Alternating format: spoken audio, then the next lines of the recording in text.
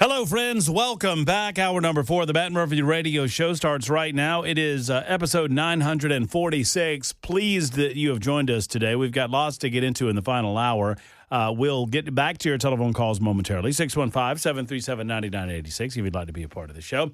615-737-9986. I'm hearing this a lot on the super text line. Chris writes in and says, I typically like Ken Weaver's stories better, but I got to vote for Matt today. I'm taking care of business today. It looks as if Ken Weaver's going to be the big winner of the week with the Nincompoop in the News trophy and crown. But it looks like Matt Murphy has won the day. That means that there's only one fella that hasn't won it all this week. And that's you, Jackson Williams. Any thoughts? Voter fraud's a tricky thing, Matt. So you want to stop the steal? Is that what you're asking to do? Okay. Well, I mean, maybe you can collect a move. Maybe you can march on the Capitol Mall or something. See where that gets you. In the meantime, we've lots to get into today, in the final hour of the day. Donald Trump announced a ceremony or a series of ceremonies to commemorate the 250th birthday of the United States of America. Made that announcement yesterday. I want to get into that. Obviously, he delivered a speech, and there are some that are suggesting that this speech in and of itself was somewhat of a head fake. But the president clearly wanted to take the narrative back from what he considered to be a mischaracterization of where we are with the economy regarding his efforts over the first 11 months of his second term as president, what he did to repair some of the damage done by Joe Biden, most of which had to do with illegal alien activity and a basic misunderstanding of the economics of running the United States of America in a way that's going to lower inflation and increase economic activity. Donald Trump is doing his best, and I get that there are some critics that are frustrated with tariffs. I understand your level of frustration, but at the same time, we got some great news today, just today, regarding interest rates and regarding inflationary rates. So we'll talk about that a little bit later on. Last night, Donald Trump took to the podium where the White House was adorned in its Christmas finery and addressed the United States of America. And every major network carried it. We carried it live on Supertalk 99.7 WTN. As a matter of fact, I stuck around and waited until the presidential address so I could hear it right here on our airwaves and enjoyed listening and doing so. But Donald Trump did not do what some had suggested he was going to do. He did not address nor escalate the situation going on with Venezuela. But there were rumors floated yesterday in Washington, D.C. I heard some of them, and we talked about some of the people that were actively engaged in that rumor mongering, frankly, regarding his announcement. Well, last night's speech, while I think important, I think the president wants to reset the conversation. He wants to make sure that the American people understand his position on the economy. He does not believe that the mainstream media networks, we're talking about ABC, CBS, NBC, the rest of the alphabet soups, of course, hashtag never CNN. I call it hashtag never CNN because they are a garbage network full of garbage people spewing, well, garbage. I will watch so you do not have to. I consider it an occupational hazard. I don't mind MSNBC. I don't care what they call it. I'm calling it MSNBC. I don't mind them because I know what they are. We're aware that MSNBC is a left organization, and they bring you news from a leftist viewpoint, and they don't even shy away from that. Now, Fox News, I believe, is more to the center than MSNBC, but they are slightly right of center, particularly with their evening commentary, Jesse Waters and Sean Hannity and the like. And so I would say that they are slightly right of center, and they don't pretend that they're not, especially when it comes to their commentary. What I can't stand about the commentary on CNN, they treat you like you're an idiot. I mean, they basically think that you're dumb, that, oh, we're calling this right down the middle. They're not calling anything right down the middle, but I digress. Donald Trump felt as if he's not getting a fair shake with these organizations, and so he wanted to address directly the American people. Now some are suggesting that the rumor about escalation in Venezuela was a head fake. And that was put out there intentionally to make sure that all of the mainstream media networks carried his address. Was the address primetime worthy? No. No, it wasn't. Just being honest. Is it important that most of the American people hear it from the horse's mouth, understand his perspective on the economy? 100% that's important. But there was nothing earth-shattering in that primetime address that merited a primetime address. I think we can fairly say that, can't we? Can we not? But at the same time, if it was a head fake, if he did float that Venezuela concept so that ABC and NBC and CBS and the rest of the alphabet soups carried the address, carried the remarks, I say more power to you, man. If you're engaging in a level of 4D chess along those lines, I'm here for it. I don't know that that's true. I know that the rumors were out there, but I'm here for it. Speaking of the address last night, some of the takeaways, Donald Trump announced that his administration is presenting military service members with Independence Day-themed bonus checks before Christmas. During his address last evening, the president revealed a $1,776 Warrior dividend. He said that they were already on their way to more than 1,450,000 military service members, including my nephew. How about that? Way to go. Alex, how are you? Send Uncle Matt something nice. Military service members will receive a special Warrior dividend before Christmas, Trump announced during his address to the nation. A Warrior dividend in honor of our nation's founding. In 1776, we are sending every soldier $1,776. How about that? Otherwise, in his primetime address, he attempted to wrest control of the narrative back from the mainstream media regarding the cost of living in the United States of America, saying that the Biden administration left him with a mess and cited several ways his administration has improved the economy. Here's the way I look at it. There is only so much looking back that the American public, even supporters of Donald Trump, will abide. I was talking with Chris Hand and Dan Mandis about this earlier. We recorded a year-end podcast together. You know, Dan and Chris have I have my podcast with Cameron Smith, All the Best Words, which I absolutely love doing.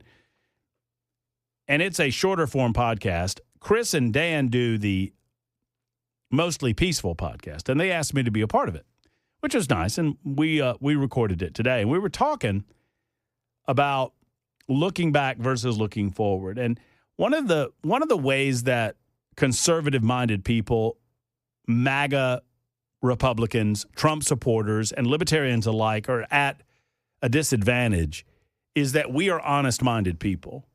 I mean that sincerely. That the truth matters to you and me.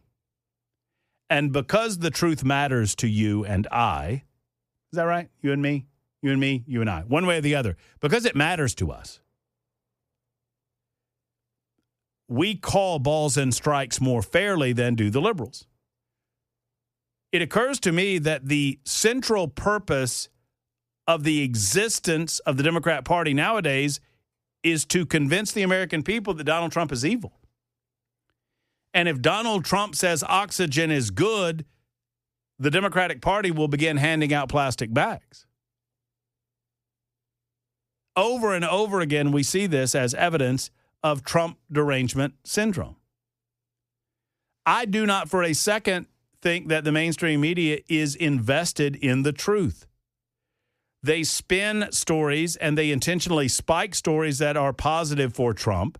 They highlight stories and they spin stories in a way that makes them more negative for Donald Trump if that story has a negative component to it. Why? Because they hate Donald Trump. They hated the fact that he beat them at their own game in 2016. They hate the fact that he beat Hillary Clinton despite the fact that they declared he never could do it.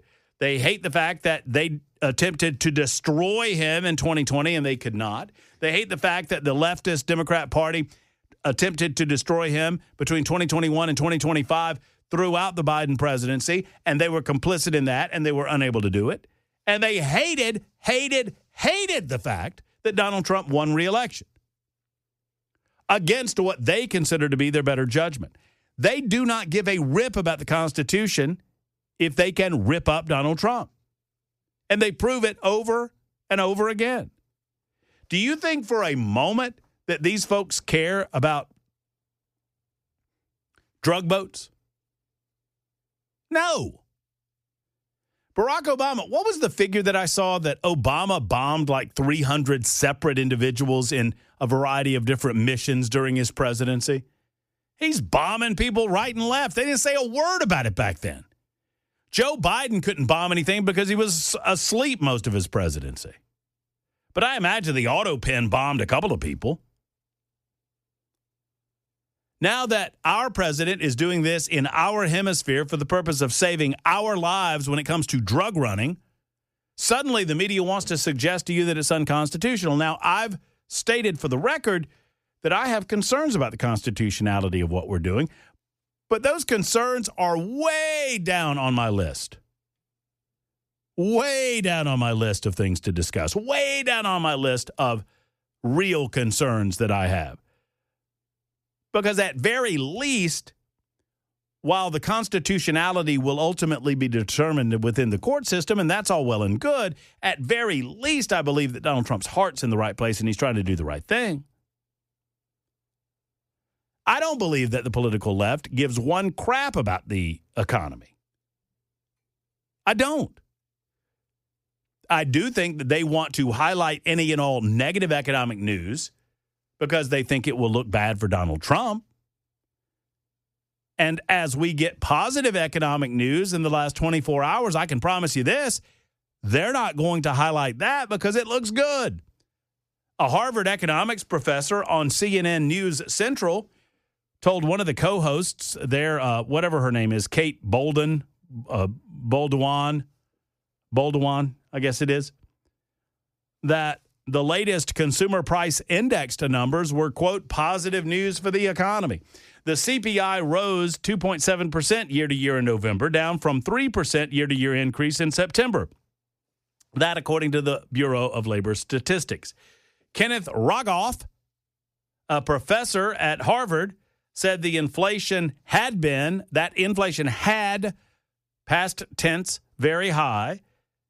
He went on to say, I was surprised. It was a better number than anyone was expected. Look, inflation was high. It's stayed high. It's not been coming down. But these are better numbers. You know, people have been expecting it to be above 3%. It was below 3%, well below 3%. I mean, I think the president will take this as good news. The investors will think the interest rates will get cut more, so it's positive news. There's no other way to spin it. Well, I promise you, the people at CNN are currently looking at other ways to spin it because they can't abide positive news for this president of the United States. So go back to his address from last night. The president wants to reset all of this and say, look, and he did so last night, look, we had a mess. We've been working hard on this mess. But this hard reset that the president engaged in last night means a couple of things. Number one, Donald Trump owns it. Moving forward, for better or worse, and I think it will be for better, rational people will give the man a year because rational people, you don't even have to be a Trump supporter. Reasonable people understand that the ship of the economy is not going to be turned around overnight. Not in a month, not in 3 months, not even in 6 months. But in 12 months, we should see that ship turning around. And I believe that it is. I think we're going to see some great things come January and February. I think you're going to see economic activity on the positive side of things. I think you'll see the inflationary rate continue to go down. I believe in this president's policies, and I think he's learning his lesson on some of the tariffs that he initiated in his first term. And I think those tariffs slowed that ship turnaround down a little bit. That said, the reset last night indicated two things. Number one, he's right to note that Joe Biden broke this thing. Joe Biden did. He is right to address the fact that the media will not give him credit for turning these things around that he turned around in the first 11 months.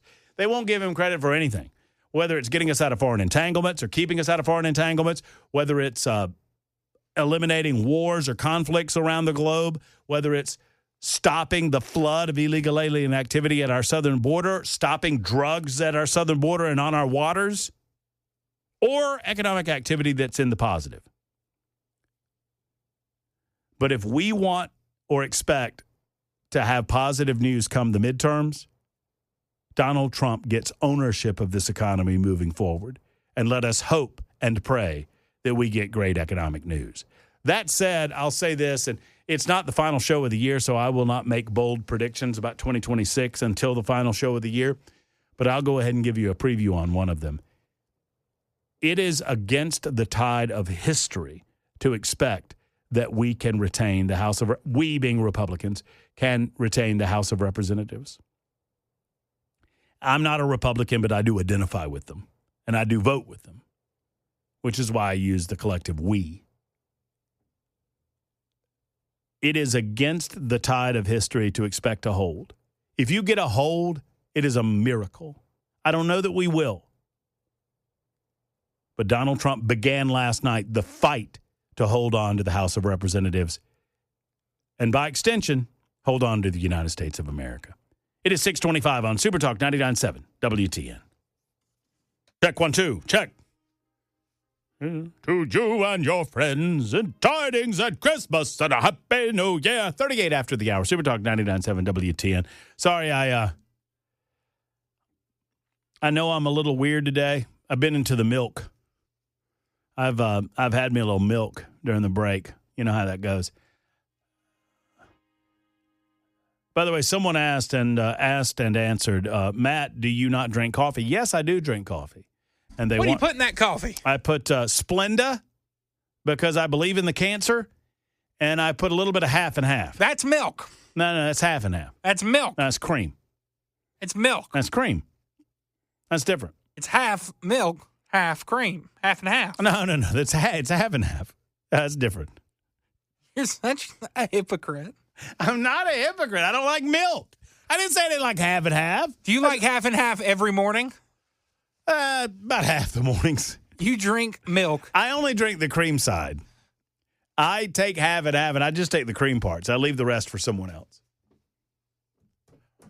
I was given, I did an interview with the CEO of Gibson Guitars today.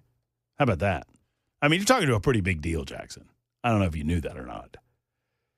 But we were out at Gibson Garage, Nashville, and I spoke to Cesar Gorkian, who is the CEO of Gibson Guitars. And that place, have you been over there, Jackson? Never been. That's fancy. It's fancy over there. Did you hear me talk about how much a hat cost? No. Look, I'm not knocking it. I understand. I mean, everybody's got, their... Maybe I am knocking it a little bit. Would you care to get... I was going to get a Gibson guitar hat, a Gibson brand guitar hat. But I'm buying a house, right? Yeah. So I can't put too much on the credit cards nowadays. Want to guess what a cap costs over there? $50. $42. Yeah, I was going to guess 45. So we're approaching 50 with tax, right? $42. I couldn't do it. Couldn't pull the trigger. I bet it was a nice hat, though. It was sweet. If you're looking for the home run gift for Matt Murphy, Jackson, head on down to Gibson Garage, Nashville, and find me a nice little Gibson guitar hat. One of those truckers would be nice. I was looking at the green one, but there was also the blue one with the little floral pattern on it. Love it. Absolutely love it. But anyway, I digress. So I felt like a rube. We were in this real fancy area. And Cesar, they were setting up our interview space to get ready to interview. And this thing will be on our podcast, Nashville Forward. I host a podcast brought to you by Cumulus called Nashville Forward, where I interview CEOs of businesses in town. It's a non-political deal, but I mean, it's a different side of Matt Murphy if you want to go see it. So we are about to sit down, and Cesar says, "Do you want a cup of coffee or an espresso?" And I said, "Oh, that would be lovely. I'll take one of those." And then he said something that I didn't understand. And so I just kind of played along and said, "Yeah, that would be nice." and he offered me the drink, and he said, "Would you like anything with it?" And I said, "Do you have a little half and half?" And they did, and so I put some of that in it. But then one of the fellows looked at me funny, and I think I did it wrong. One way or the other, I'm not from around here. I'm from the country. 6276 says, if you drink half and half, you like milk. No, I don't. I don't like coffee so much that I will put anything and everything in coffee to make it taste funny. And so I put a lot of Splenda in it and just a little bit of cream, which is not milk. It's different. 0152, but this is the reason I bring any of this up. 0152, Jackson. Get ready, Jackson. You're gonna be busy at 7. You ready?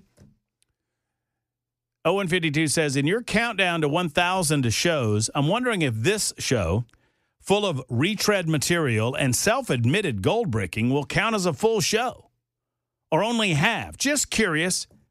Thanks for all you do. And that got me to thinking, you know what? 0152 is correct. And so I'm officially announcing that we will be giving full refunds at the end of the day of this show. If you stay until 7 o'clock and you call Jackson, he's going to offer you a full refund for everything that you have paid for today's show. Is that fair? Yeah. All right. So why are you blocking out the phones, Jackson? I did no such thing. Rod. Hey, Rod, what's up, man? How you doing, Matt? I'm well, thank you. Hey, buddy, I just want to let you know, I did the commute from Clarksville, Tennessee to Laverne in a 22 GMC Sierra 1500 X31 off-road. And if you move down there to Mount Pleasant and you got to commute to Nashville, you better get you a Hyundai like Ken Weaver's got. I've already thought about it. I've got the. Man, you got to. It takes that's your my ride. Well, that's my ride, right? I mean, you said it was a 2,500. No, mine's a 15. I'm sorry, mine's a 15. Well, it's even worse because mine's a 2,500. I mean, I'm sucking gas, baby. Man, don't do it. I mean, well, do it, but you better get you a Hyundai like Ken's got. And man, I'm just telling you, I did it, and it sucks. Oh, I'm sorry. Can I say that on the radio? Yeah, you can say sucks. Okay, yeah, that's it, man. It's horrible. Now you work different hours, and I get it, but man, it's gonna put the miles on your GMC like you wouldn't believe. And them tires are expensive, buddy. I'm gonna have to get me one of them, one of those little electric deals. No, don't do that because you're in Mount Pleasant. They ain't got a good grid. You're already worried about water. That's true. I'm just saying, man. I love you. You're saying if I bought I'm trying to give you advice. You're saying if I bought a Tesla down there in Mount Pleasant, not only would they look at me funny every time I rode around town, that I would suck the electrical grid dry. Probably, because you're struggling with water. I mean, let me tell you, I announced that I'm moving to Mount Pleasant, and they announced that they're going up 5 times on the water. They're going to put a data center right in your backyard. Look, I'll make a deal with them. I'll move. They just need to rename the town Murphy Springs, and the property values will double. They'll double. Well, it may be, but hey, I've done it from Clarksville to Laverne, and I was making fat money. Not what you make, but I was making good money. And I looked at my miles on my brand new truck that I bought, and I said, "Man, this ain't worth it."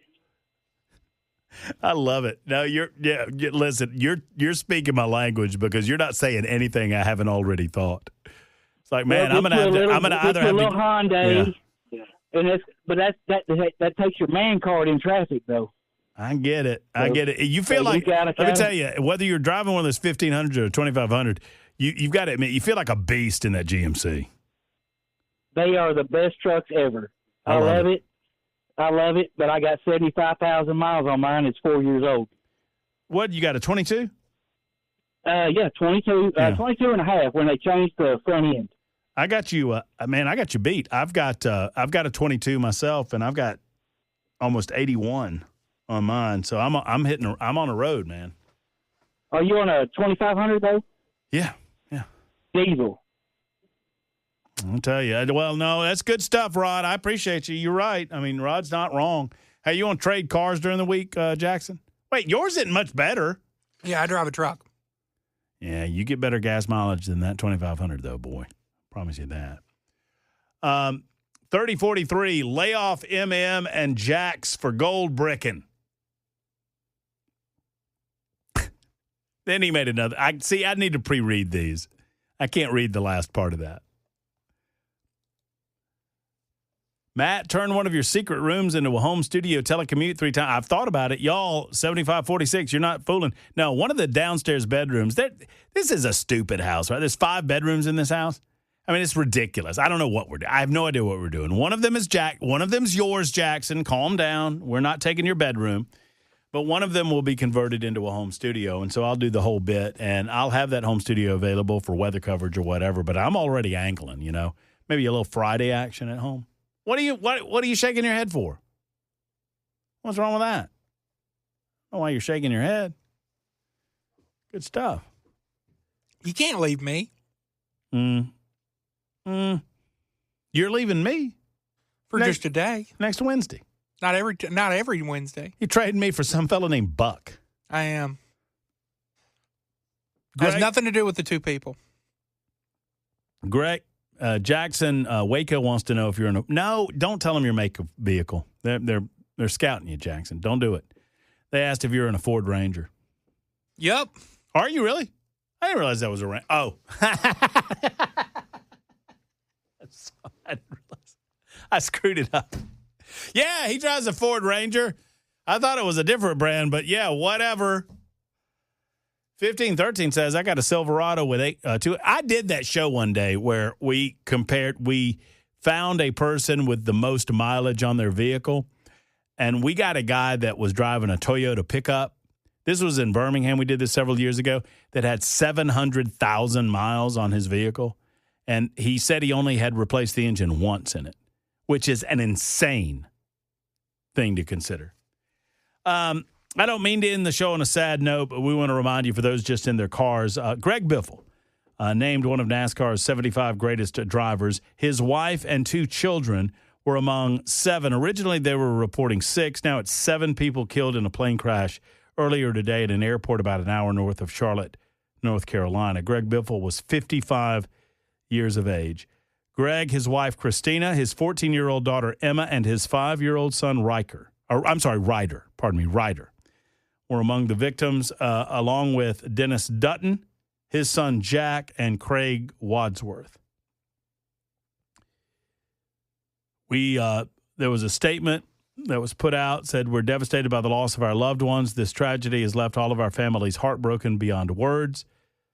Greg was more than a champion driver, a beloved member of the community. You know, we had a caller in the first hour of the show, Steve Antle, who reminded us that more than his NASCAR career, and that's what, I mean, this is going to get more attention.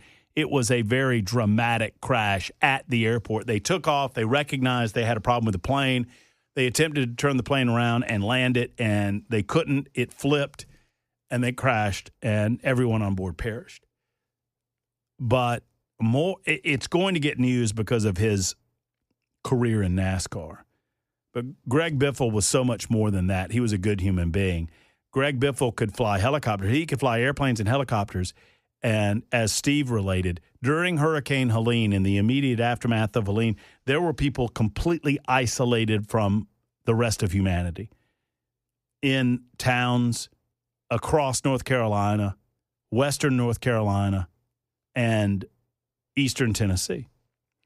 And Greg Biffle took his helicopter, used his own money for fuel, his own money for supplies, and was literally rescuing people in the aftermath of Hurricane Helene with his helicopter, and was bringing supplies in to people in his helicopter. That shows you the type of person that Greg Biffle was, and the world is worse off because of the loss. In a moment, we'll tell you what Donald Trump has planned for the 250th celebration of the formation of the United States of America. That's after this on Super Talk 99.7 WTN.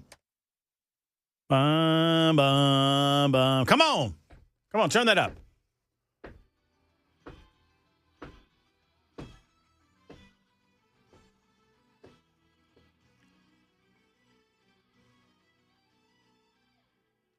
Have you been to one of these shows?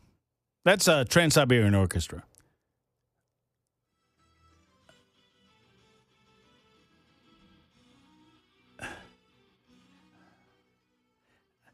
Let me tell you, we went years ago. I was there in Birmingham at a TSO show, Trans-Siberian Orchestra, and the fire cannons that they shoot off from the stage, we were like 40 rows back, and you could feel the heat. I can't imagine being on the front row because we get to feel the heat from those fire cannons that they're shooting off as they're playing that song. Dun, dun, dun, dun, dun, dun, dun, dun. Oh, man.